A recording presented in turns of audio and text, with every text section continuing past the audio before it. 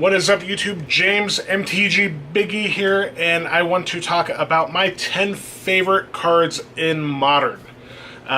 These are 10 legal Modern cards that I just like a lot. And there's a lot more, but these were the ones that I immediately came to mind when I started thinking of this. That being said, these are not the 10 best cards, and they may not even be close to the 10 best cards. I'm sure a couple of them fit in there, but these are just the cards that I like based on decks that I've played in Modern, based on games and interactions that I've had in Modern. So, that being said, and this is in no specific order, we'll just go from right here on my list. Lightning Bolt. Lightning Bolt's one of my favorite Magic cards of all time. It is Modern legal. I like casting Lightning Bolt. Doing 3 damage, taking out a creature, or finishing off your opponent with 3 damage. Very, very, very fun to me. I've always liked the card, even going way, way back to when I played. It's an original Magic card from Alpha, and it happens to be legal in Modern. I will always have a place in my heart for Lightning Bolts. Moving down the list, a card that synergizes very well with Lightning Bolt, Snapcaster Mage. I came back to Magic at a time where I wasn't sure how the game was or what changes happened from when I left back around 8th edition. I came back, and creatures are insane now. Back when I was playing, creatures weren't incredible, but spells were great. Now, creatures look like Snapcaster Mage. 2-drop, 2/1, you flash back any spell. Typically, Lightning Bolt is where you want to be with it. Bolt, Snap, Bolt is an incredible interaction. And I like playing blue and red decks, so it makes sense that Snapcaster and Lightning Bolt are on this list. I haven't played a blue-red deck in Modern for a while, since Blood Moon, or Blue Moon back in the day, a while back. But I love Snapcaster Mage. Card's bananas. I would probably play it in any format that I'm able to, that it's legal in. Good card. A lot of fun. I like control decks, so it fits right into what I want to be doing. Next, another card that you see alongside Lightning Bolt. There's a theme here, right? Goblin Guide.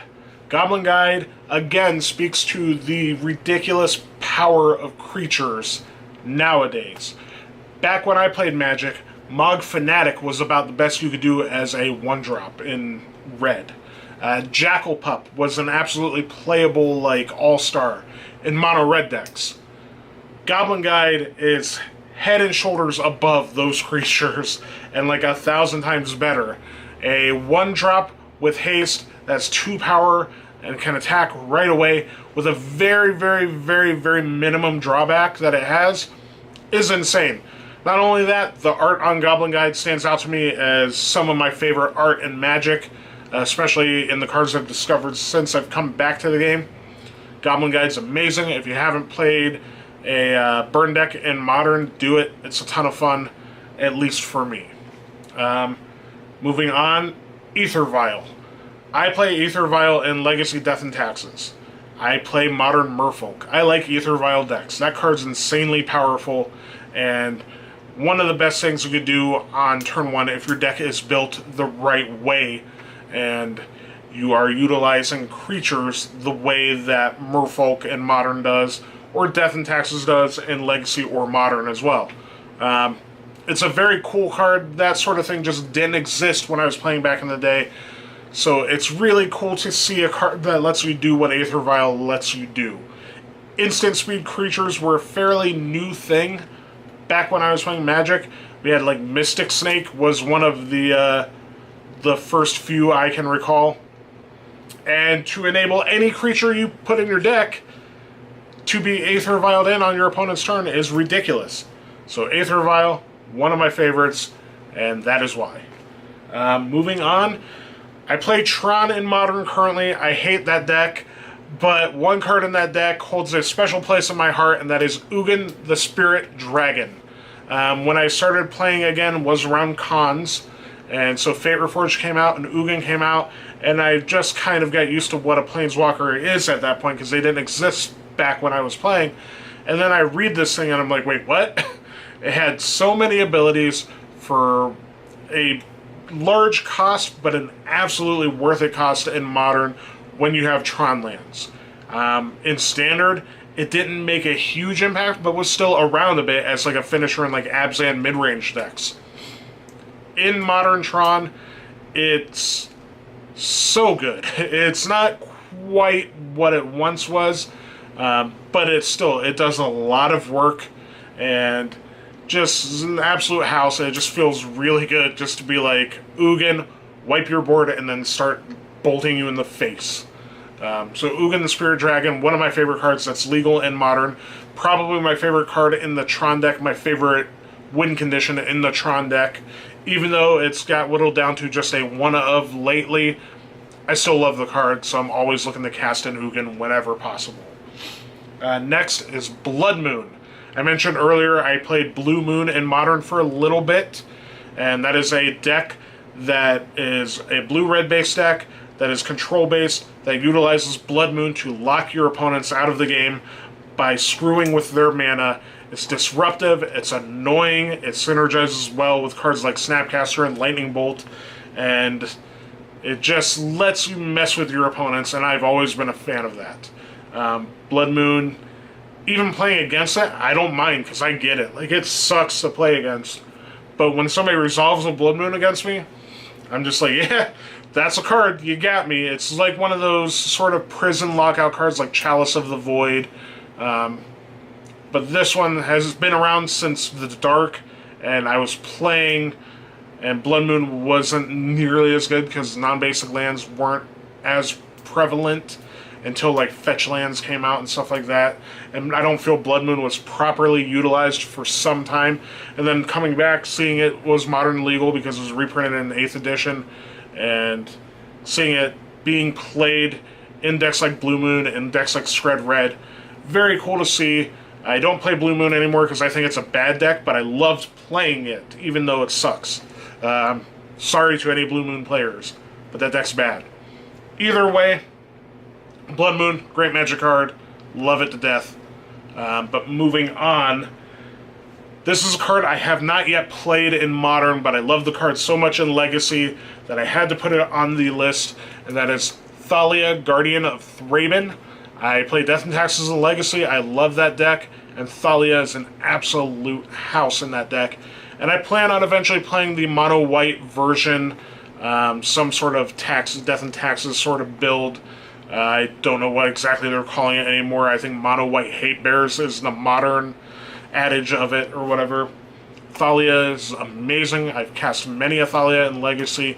I look forward to doing so in Modern, although I don't think it's nearly as powerful in Modern without the 1-2 punch of like Mother of Runes into Thalia and then Stoneforge shenanigans. But I still love Thalia so much, and I look forward to casting it in Modern soon. The last card I will mention, I just started playing the deck a little bit here and there. It is a staple in the Jund deck, as well as the Abzan deck, as well as 8-Rack, as well as any card or any deck that has swamps in it, basically. And that's Liliana of the Vale.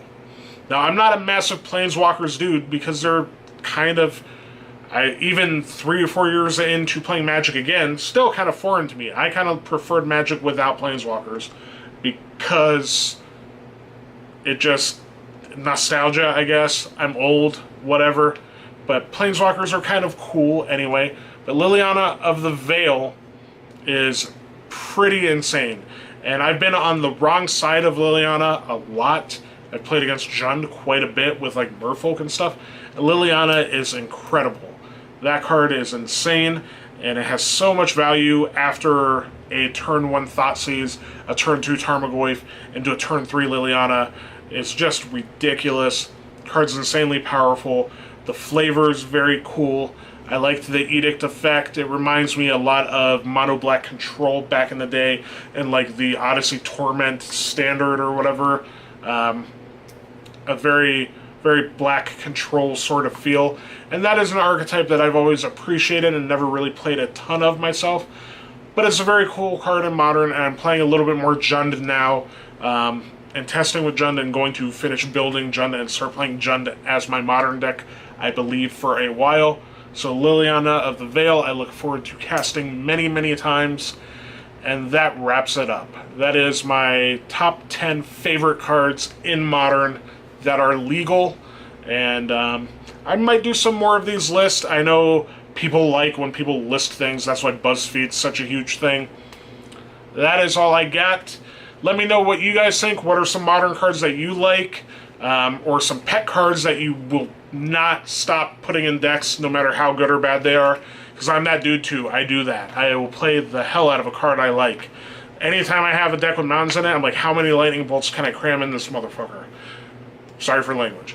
Regardless, let me know down below in the comments, and check out a couple more of my videos here and here.